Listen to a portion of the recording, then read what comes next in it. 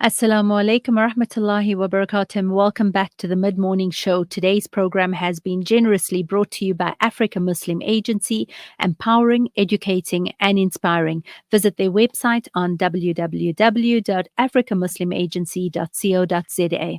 We're having an intense discussion on abuse. We just chatted to Zaheerah Bham, and my next guest is someone who, if you hear me talk, you always hear me mention her name, someone I greatly admire who has broken barriers in a field when no woman or actually no individual wanted to step forward in this.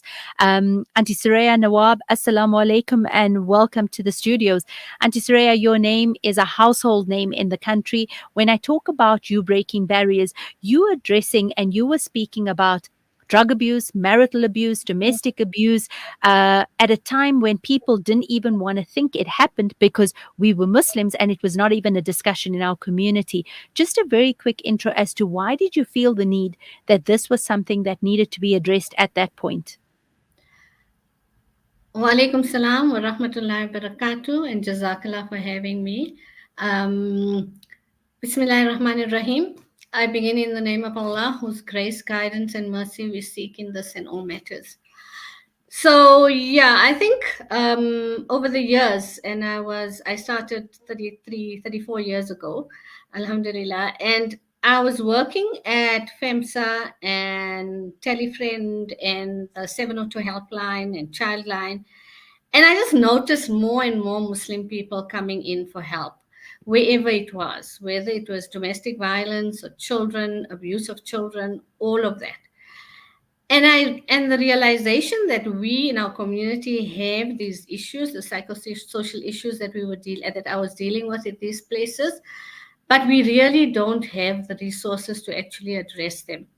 And you're right, because when I started in 1992, to get the Islamic care line off the ground, most people that I spoke to were very hesitant because I said we need to address domestic violence, GBV, we need to address HIV and AIDS. But only Allah opened doors, and somehow we got it started. And yes, I had a lot of flack because there was one Muslim woman who was talking about things that were really taboo or meant to be taboo. Um, but over the years, we've seen with programs such as these over so many years, other mass media within our community. I think it's a wide open topic, and obviously with social media, it's really now gone all over and gone viral. But there is also a disadvantage to that, in that sometimes people, you know what happens with Dr. Google. If there's something wrong with you Mm, and you go to Google, you're going to find that you're going to die the next day. That's how you'll feel. mm, And so, with the topic at hand in terms of abuse and abusive relationships, you'll start delving into things that may not be specific to your relationship with your spouse or even family or anything like that. So, we need to have some boundaries when it comes to that. But yeah, I did absolutely. feel it was important, and I still feel it's important because really we're just not dealing with cases of abuse the way they have to, and then environmentally and legally as well. There are a lot of impediments in our communities, and we need to start really breaking those down. Absolutely. And I think a huge jazakallah to you for setting that standard, for making it easy for these conversations to be had and to be open. Because had you not done that all those years ago, we wouldn't be sitting on these radio stations today having these conversations. So jazakallah to you, Auntie Suraiya. Auntie Suraiya, when we talk about abuse, we chatted to Zaheerah earlier about support networks and that, but then we talk about the telltale signs of abuse, because very often you'll hear people saying, oh, but it's not physical abuse. He doesn't hit you, so just make shukr and you can stay. I've actually had somebody saying to her young daughter-in-law, oh, I managed it, so he's not so bad. At least you won't die, so you'll Yes. be fine. Mm. How are any of these things okay? When you talk about abuse, how are people meant to recognize it? Because so many times women are indoctrinated to think, oh, but if he hasn't hit me, I'm okay. That's Mm. not abuse. Mm. Okay, so this is really a pet topic for me because physical abuse, as you said, you can see. Financial abuse also to some extent. you can notice signs of financial abuse. The most insidious type of abuse is emotional. And I've also found over the many years working in our community that emotional verbal abuse is actually the most prevalent type of abuse. And I'm not talking only marital relationships, I'm also Mm. talking, Zaira, you will know, Yes. sometimes even in families, parents, siblings. This morning, I had a case that I was dealing with that has that is experiencing, she's experiencing tremendous pressure in terms of emotional abuse from her mom and sisters, specifically. And so that breaks down people's self-esteem, that breaks down your self-confidence to such a level that you just become nothing. And we need to stop it. So what I'd really like to focus on is emotional abuse, because as I said, this is the most insidious kind of abuse, because physical we can see, and we can see there are a range of other behaviors that fall within the abuse umbrella. But in terms of emotional abuse, I think some of the telltale signs will be name calling, for example. Mm. When people blatantly say to you, you're a loser, or you're stupid, or what you're wearing is so ugly, really blatant. And that happens again in all relationships, very much so in marital relationships. What's also um, prevalent in marital relationships is very derogatory pet names. So it'll go as a pet name, and Mm. sometimes wives in that position don't even understand or realize that this is actually emotional abuse. And I'll give you an example. You'll have husbands calling them, "Oh, my fatty," Mm. that fat shaming, Mm. right? Or you'll say, "Oh, my chubby pumpkin," or you'll say, "Oh, my," uh, really criticizing the behavior Mm. or even the body image of this person, you know. And sometimes it's masked as being pet. Oh, my husband calls me this, oh, I Mm. say this to my wife, but they're not endearing. These are not endearing pet names. But if Mm. somebody has to say, "Oh, my darling," or "my sweetie," or different things, and I think different couples have their own way of how they babe. I see babe is a big one. But the minute they start criticizing who you are, then it's not a pet name, and it Mm. should be stopped, right? Then obviously a very easy form of emotional abuse where people can recognize is that when spouses keep using the word always. Mm. You are always late, you are always disagreeable, you are always so untidy. you know the Mm. minute there's that extreme, always is always, you're not even getting the benefit of, no, some days you're a bit lax with the way you look, but most of the time you need some work on the way you dress or your makeup or being late, punctuality, things like that. But most of the time when the word always is used means that they're not even looking at one or two times when you actually were really on time, or when you really were being the person you can be. So that's a big one. Then the other things about emotional abuse are yelling, and people just yell at you for everything, scream at you for everything. The Mm. other one for me that is sometimes covered in even cultural norms is the patronizing. Mm. you know Yeah. um I'd like to take you to this talk, but rather you stay home, because I don't think you're going to understand what the topic is about, you see, Mm. that patronizing manner of undermining your own self-worth. And I think women really need to be aware of these little insinuations that come up within their marriages. And I don't want, Zahira, you to get a Mm. flood of calls after this, because a lot of people find that it's happening there and a lot in their Yeah. relationships, but a lot of people may be able to address it, and it's not as far as gone as the way I'm describing it, and may feel that, you know what, let's rather talk about it. That would be positive. But I would hate for any of the ladies, especially listening to this, to wait for your hubby to come home and say, yes, you're patronizing me, or Yeah, you're calling me a pet name. So I wouldn't want that. I think this is just about absolutely. creating the awareness. And so Mm. people just become more able to protect themselves.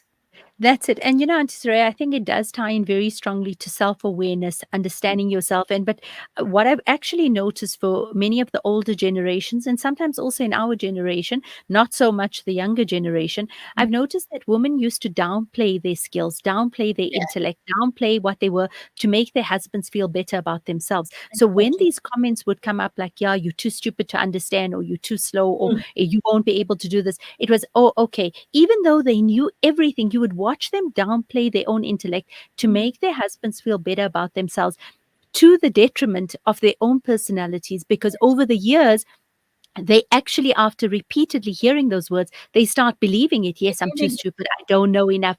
I Yeah, shouldn't know more. And we've got some of the brightest women, because you only have to look at how women in our community, the elderly women, literally ran communities, ran families, ran their homes. They did everything without the support networks we have. So I think that comes into a whole discussion on its own. And I want to pick that up with you, but we've got to take a very quick ad break and we'll continue this discussion. right.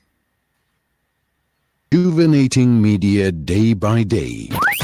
This is Salam Media.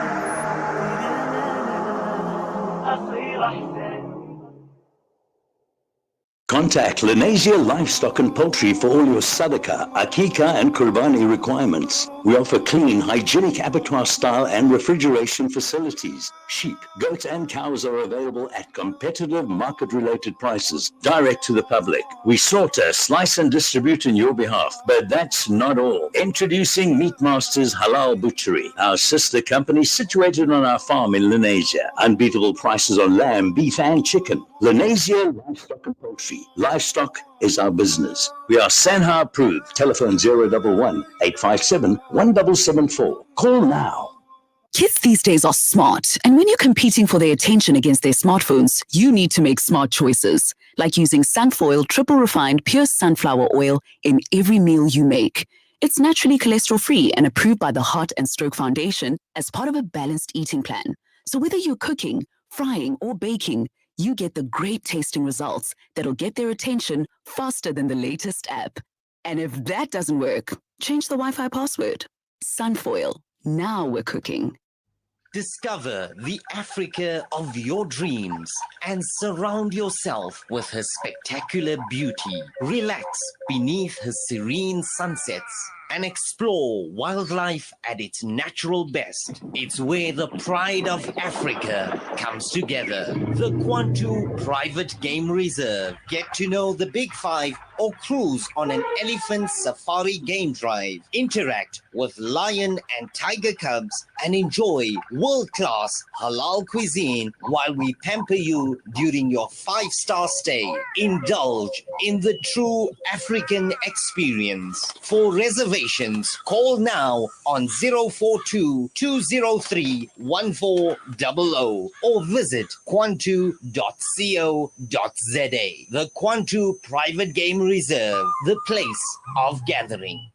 World-class financial services only at Sapphire Global, your financial partner. If you are looking for Islamic, Sharia, and ethical financial products, look no further. Sapphire Global offers a wide range of financial service offerings from short-term to life and investments. A full-service center with all financial requirements under one brand. Our highly skilled and experienced consultants are ready to help protect your financial future. Contact us on 041 001 0184 or visit our website on www.sapphire.co.za. www.sapphireglobalfs.com. Sapphire Global is an authorized financial services provider. Are you planning a wedding, birthday party, corporate event, or any special occasion? Kaniz Catering Services got you covered. Our catering services are here to elevate your event to unforgettable heights. From tantalizing appetizers to mouth-watering main courses and desserts, our culinary creations are crafted with passion and precision to delight your guests' taste buds. Our spit fry is a talk of the town. Indulge in succulent, tender meats, slow roasted to perfection over an open flame. Kaniz Catering Services chefs bring creativity and expertise to every dish they prepare, ensuring that each bite is a culinary masterpiece. We take care of your guests while you relax and enjoy every moment of your function. Whether it's plated meals to a simple buffet, we are on top of it all. Ready to start planning your perfect event? Get in touch with us today to discuss your catering needs and request a personalized quote. Let us take your event to the next level with our exceptional catering services. Kaniz Catering Services, situated at number 373 Jabund Lovo Street, Pietermaritzburg. Call now 033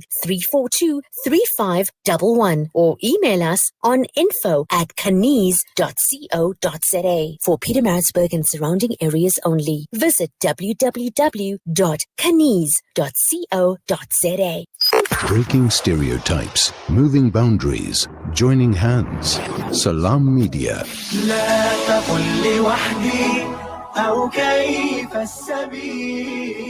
Humanity sets the agenda.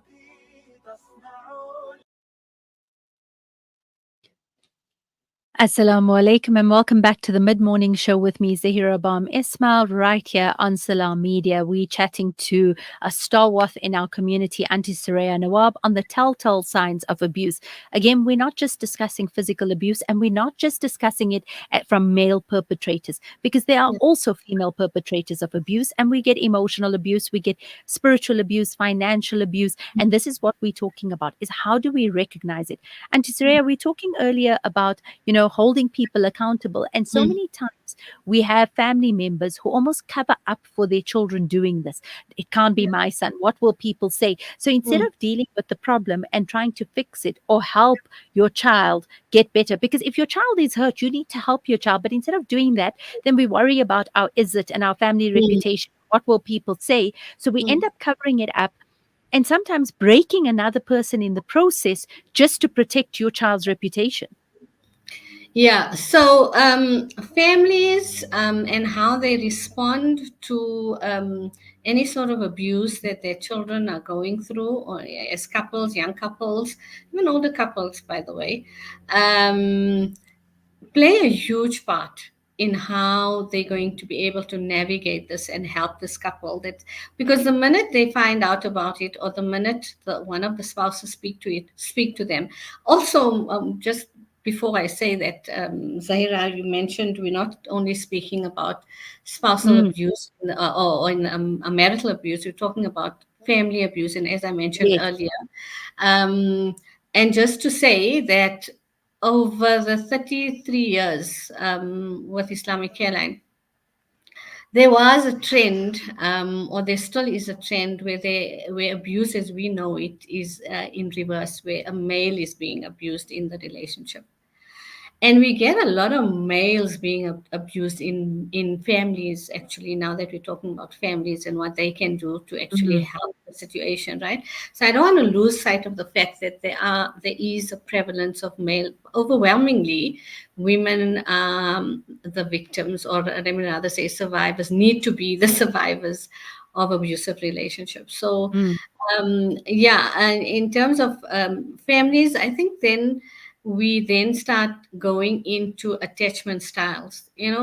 People have different attachment styles that they carry from their families of origin, meaning their birth families. So their own families, mom, dad, that siblings and all of that. And we learn to attach to others and significant others in different ways. So you can have a very insecure attachment, you can have a very disorganized attachment, and ideally we should be having secure attachments. So I think that plays a big part in which sibling or which child is actually going through a problem or an issue of abuse in their marriage, and how the parents will deal with these kids with these their own kids differently, depending on what attachment they have to the parents. So I know it's sounding like a bit theoretical, but I think it's something we need to look at. The other thing I think that plays a role in what you just mentioned in terms of covering up and things like that is the whole process of codependency. So I see a lot of codependency in my practice, right? And codependency is exactly when you just stay at the spot that your spouse wants you to be. And in emotional abuse, even in family abuse, there can be codependency in family abuse as well. And codependency is actually the driving force of disallowing female spouses to leave the relationship. That's one of the reasons why they just stay stuck in that relationship, and that comes from codependency. So codependency is a lot about whatever this person does, it's fine. I need to survive, even though they may be behaving in a certain way. So you start justifying your existence, and sometimes it's a very meager existence, but you just go with what your spouse is saying about you, to you. Despite all of that, you Mm. go over and above to try and make this person happy. So it So happens a lot with parents and children also. yes. And Suraiya, it's very unhealthy. So this codependency, how do you end up even breaking it? Because as you're saying, some people, well, Jahara earlier mentioned about empaths and narcissistic Mm. personalities Yeah. and this need to fix others. But we're Mm. even seeing it, like you're saying, with this need to just people please and make everyone People happy pleasing. for you, Yeah, with you at the expense of yourself being compromised all the time. But you just kind of need to be there to do it. And then we guilt our children to make exactly. them dependent on us as well, because we feel they're betraying their religious obligations if they don't have this unhealthy dependency on us. So this level of abuse is not just at marital, it extends all down to various relationships. How do you end up breaking this dependency but maintaining healthy relationships and Okay. respectful relationships? And the other thing, important thing you mentioned, Zahira, is people pleasing. So Mm, let me just say have a word on people pleasing. People pleasing actually comes about when the person, the individual, has a fear of something. So most of the time, when people avoid things, when people avoid topics, when people avoid others, when people avoid the real issue, mm, the overwhelming emotion behind avoidance in any form is fear. With people pleasing, the fear is one of abandonment, embarrassment, belittling. So you'll carry on doing things for others, and you'd pay little interest into your own self-respect and your own self-worth, because you're too busy doing everything for everybody else, because your mindset tells you, if I don't do this, they're going to desert me, or they're going to abandon me, or they're going to ignore me. So just in terms of people pleasing, I know it's a topic on its own, but mm, just a little bit so people can have an idea of what it is. In terms of how do we get away from codependent relationships, the first step the very first step is to recognize it. So, to accept the fact that I am a codependent person, individual in this relationship, whether it's in the family or the marriage, and I need to find my own space. I need to make space or hold space for myself. So, that would start with self awareness, self mm, respect, self worth, and the best way, I mean, today there's a lot on social media and YouTube videos life coaches and counselors that are really up there and all of that, and you can learn from them. Without a doubt, it'll help. But individual counseling specifically for self-esteem is an important starting off. And even if it's a couple, I would suggest that the spouse first goes for individual counseling so she can be very sure about her own self-worth and self-respect. She can hold up her head high in this relationship and then go into couple counseling. Sometimes in my practice, what I'm also finding is that sometimes I do couple counseling, and a lot of therapists will look at this and scorn it. But I've just found over my 34 years of practice that it works, especially in our community, is that see people separately for their own baggage, whatever that may be, low self-esteem, whatever, and then concurrently see them as a couple. The movement to healthy relationships is much more rapid when you do that. So in terms of breaking any form of abuse, codependency, attachment issues, have your own counseling done so you can be strong enough and strong-willed enough to set boundaries in your relationship, to be able to nurture them, to be able to protect yourself. And then we talk about emotional security. Most of these dysfunctional relationships have a lack of emotional security in their relationships, whether it's parental or marital. So Auntie Suraiya, we can talk about putting those boundaries into relationships when people are coming for counseling and looking at a male's perspective, a female's perspective, dealing with them individually, and then putting it together to see how it could best work.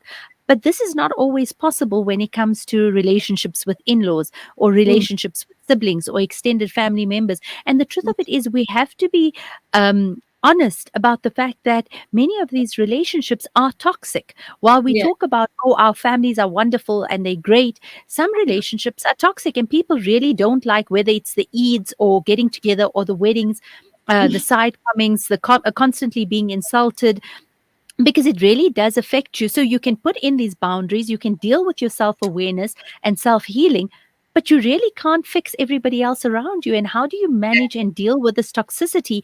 And why the reason I'm asking this is because as much as we say we won't let it affect us, we've literally had two people already message to talk about the fact that they are actually losing sleep because of the amount of anxiety these relationships are causing them. Okay, so again and we know in a lot of relationships, even parental relationships, people who are supposed to be survivors of the whatever sort of abuse there is, stay there because of either financial illiteracy or financial a dearth in their financial standing. They can't manage financially on their own, so they actually get themselves keeping themselves stuck in these relationships. But sometimes then when if therapy or seeking out some sort of therapeutic intervention isn't available, then there are certain things that we need to do, and that is the first thing is, even on your own, do some self-help, do some everybody has cell phones now. You can go and look at different YouTube videos. You can buy books to help you, and there are people who do that. I agree with you fully. There are people who do that. So, but again, the bottom line is, when you give yourself time to understand your self-respect and self-worth, when you give yourself time to heal, then you'll start off on the right path. The other thing then we can do is speak to somebody close to you. Speak to siblings, friends, somebody you know that is going to be supportive of you, not judge you. Okay, that's important. Non-judgmental attitude of people around you. And they're not going to then use what you're saying to them as a means of the next gossip around the family. I think you need to strategically choose somebody that can help you. You need to be able to tell them exactly what's happening, and that support is a big thing. Another thing in our communities is, for years and years and years, and especially older folk in our community, they just sit still, and because the The culture was that you keep quiet, you don't say anything, make sabr, Mm. and it will help. And sabr is another thing. Sabr is not sitting back and doing nothing. Sabr doesn't mean you don't help yourself. Sabr means that you go out, and for the time it takes you to still remain in this relationship as a whole person, as somebody that's respected, and to get rid of the toxicity, is that you go out and you find something to do to help yourself. Keep that Mm. sabr until you get somebody. That's the sabr for me that is important, Mm. Islamically, if we look at it, right? And then really to be able to, so constructive confrontation would be the therapeutic term to use. When you're strong Okay. enough and when you have support within the immediate family or even close family friends or whoever, whether it's in the family space or a marital home, you sit down with the family, and it's a formal sort of, you text them or you tell them, I'd like to speak to you on this day. So it's a very strategic process. Okay. And you hopefully you have an intermediary, somebody that can mediate, that they respect as well. And so you set it up that way, and you sit down with this person, and you're not only, you did this, you did that, and you're not blaming. And Mm. so it helps you not to become defensive all the time, but you start with iMessages. I feel this way. I feel really hurt that over 20 years I have been emotionally abused because I feel your feelings. So what happens is you taking responsibility for Yes. your feelings, right? You're not palming it off onto the opposite person, the next person. But also the because is important, because they must understand why you're having these feelings and emotions. Mm. So, and then when you start doing that within the family group and confront it that way, the other important thing is to have specific examples of when this did happen to you, that you did feel this way. So, do you Mm. remember when we went to the wedding? I was left at home because I had a blue eye, Mm. or because I was sobbing so much that I couldn't show my Mm. face at the wedding because of the emotional or verbal or whatever abuse. The one thing we mustn't forget also, which is very prevalent in our relationships, marital relationships, is sexual abuse. Mm. I'm mentioning that as an aside. But yeah, so to do that. At the last, because remember, the perpetrators of abuse also need help. And that's Yes. another thing we need to get straight in our community and start implementing programs where they feel happy to come and say, look, I know I've been an abuser. And Mm. again, it goes back to family attachment styles, family of origin, where they come from, what learning belief system they have, culture, religion, all that plays a part. Coming from an abusive relationship, Mm. research has shown that most people who become abusers actually come from those, because that's the only norm they know. Because that's what they know and that's what they've seen as being normal. And it's Yes. really, you've touched on a few topics there. And I think the sexual abuse is something that we really actually have to discuss.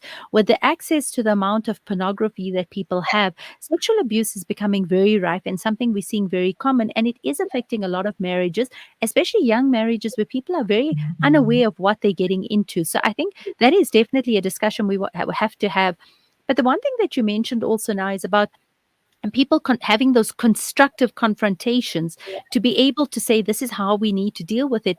But how is that always feasible when somebody will say to you, oh, you're overreacting, you're over emotional, you're making a bigger thing, so almost diminishing everything about how you feel.